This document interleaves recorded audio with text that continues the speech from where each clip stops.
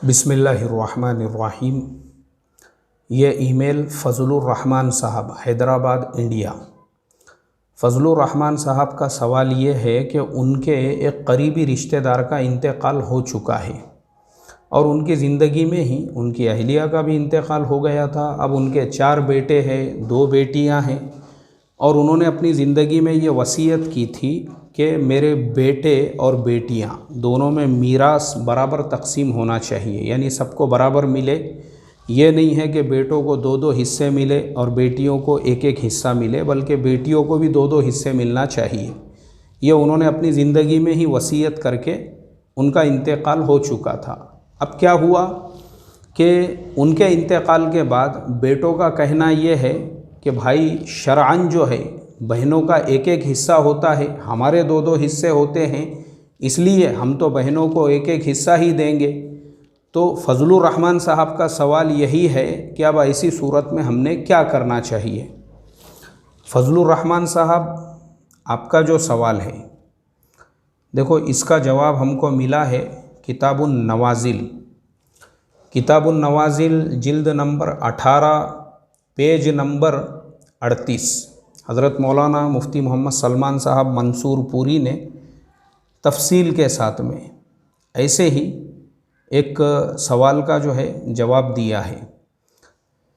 क्या लिखा है हज़रत मुफ्ती सलमान साहब मंसूर पूरी ने इसमें कि वारिस के हक़ में वसीयत शरअन मोतबर नहीं, वारिस के हक़ में वसीयत शरअन मोतबर नहीं। और हवाला लिखा है तिर्मिज़ी शरीफ का, अबवाबुल वसाया तिर्मिज़ी शरीफ में, और तिर्मिज़ी शरीफ जिल्द नंबर 2 पेज नंबर 32, सुनन अबू दाऊद जिल्द नंबर 2 पेज नंबर 396, सुनन नसई जिल्द नंबर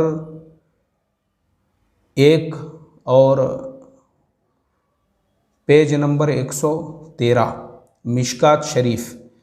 यानी ये एक हदीस जो है अल्लाह के नबी सल्लल्लाहु अलैहि वसल्लम की, जिसमें हदीस कुदसी है वो, कि अल्लाह के नबी ने हज्जतुल विदा के मौके पर फरमाया था कि अल्लाह तबारक व तआला ने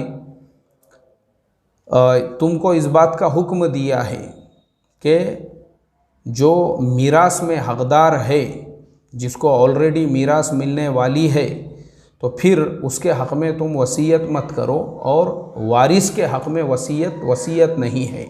तो ये हदीस है अल्लाह के नबी सल्लल्लाहु अलैहि वसल्लम की।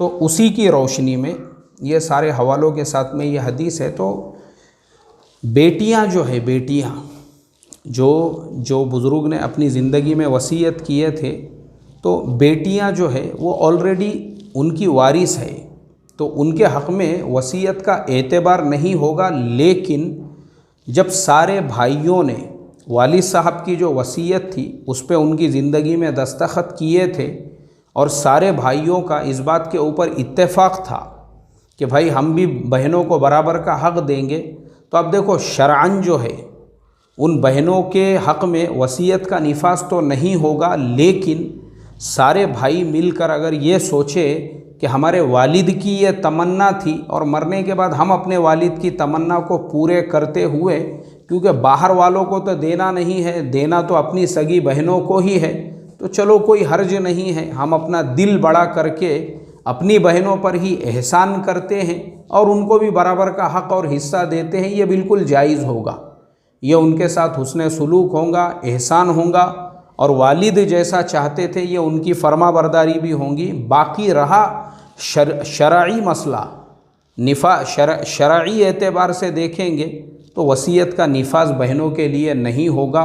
अल्लाह तबारक व तआला अमल की तौफीक अता फ़रमाए। अस्सलामु अलैकुम व रहमतुल्लाहि व बरकातुहू।